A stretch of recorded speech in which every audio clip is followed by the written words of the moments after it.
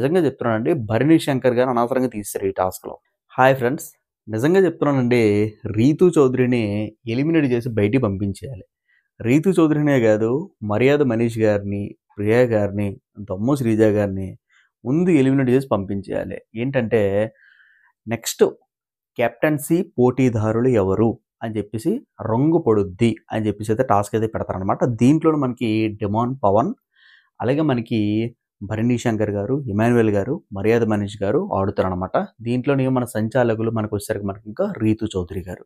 ఓకేనా? అందరూ కూర్చుంటే ఈ ఓనర్స్ బిల్డప్‌లు అంత ఇంత బిల్డప్‌లు కాదు.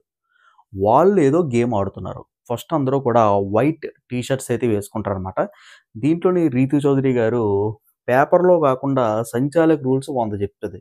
ఓకేనా? దీంట్లోని మనకి టెనెంట్స్ చాలా సైలెంట్‌గా కూర్చొనుంటారు. కాకపోతే ఓనర్స్ మాత్రం చాలా బిల్డప్‌లు చేస్తారండి. ఏం బిల్డప్‌లు చేస్తారంటే మెయిన్ ప్రియ గారు.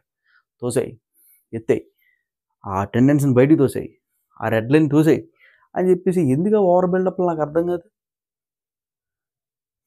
First point.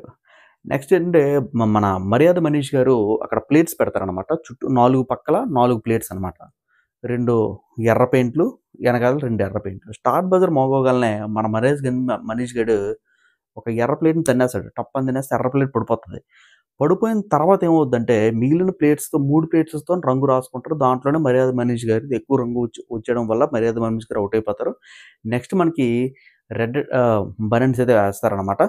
దాంట్లోని మనకేంటంటే రీతూ చౌదరి గారు చెప్తారు. బోర్డర్ లైన్ అయితే ఉంటదో బ్లాక్ బోర్డర్ లైన్ ఉంటయి.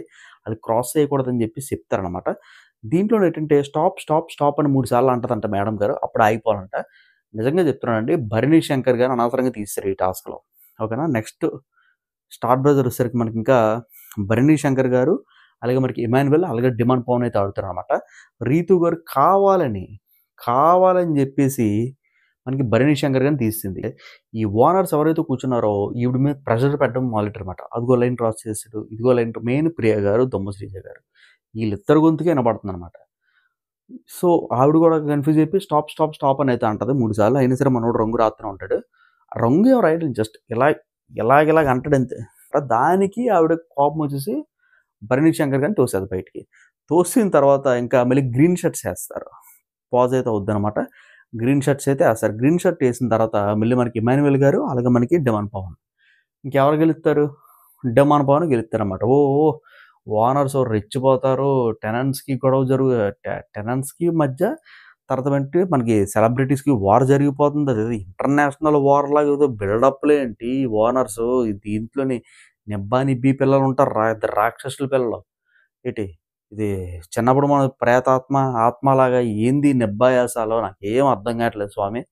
ఎనీవే డిమాండ్ పవన్ అయితే కెప్టెన్ అయితే అయ్యాడనమాట. మన ఓనర్స్‌కి అంతు పొంతు లేదు. నిజంగా చెప్పాలంటే. అది. ప్రెజెంట్ అయితే డిమాండ్ పవన్ అయితే అయ్యాడనమాట. నిజంగా చెప్తున్నానండి. ఈ ప్రియ గారు మాత్రం చాలా ఓవర్ చేస్తున్నారు. ఓటింగ్‌లో కూడా చాలా లీస్ట్‌లో ఉన్నారు ప్రియ గారు. ఓకేనా. ఎందుకంటే ఇందాకలా ఆవిడనెందుకు కంటెండర్‌గా సెలెక్ట్ చేసుకోలేదు. ఓకేనా. కెప్టెన్సీ కంటెండర్‌గా ఆవిడనెందుకు సెలెక్ట్ చేసుకోలేదని చెప్పేసి దాదాపుగా 4:30 గంటలు మనకి టెనెంట్స్‌తోని గొడవ పడతదావిడ. ఎందుకు సెలెక్ట్ చేసుకోవట్లేదు? ఎందుకు సెలెక్ట్ చేసుకోలేదు నన్ను? నేను బాగానే ఆడుతాను కదా! అందరికీ గట్టి పోటీ నేనే ఇస్తాను కదా!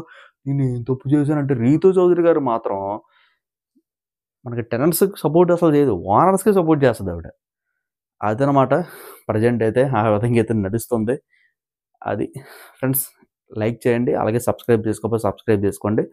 సబ్స్క్రైబ్ చేసుకున్నతో పాటు పక్కనున్న బెల్ ఐకాన్ క్లిక్ చేస్తే నేను ఏ వీడియో పెట్టినా సరే నోటిఫికేషన్ అయితే వస్తుంది. బాయ్.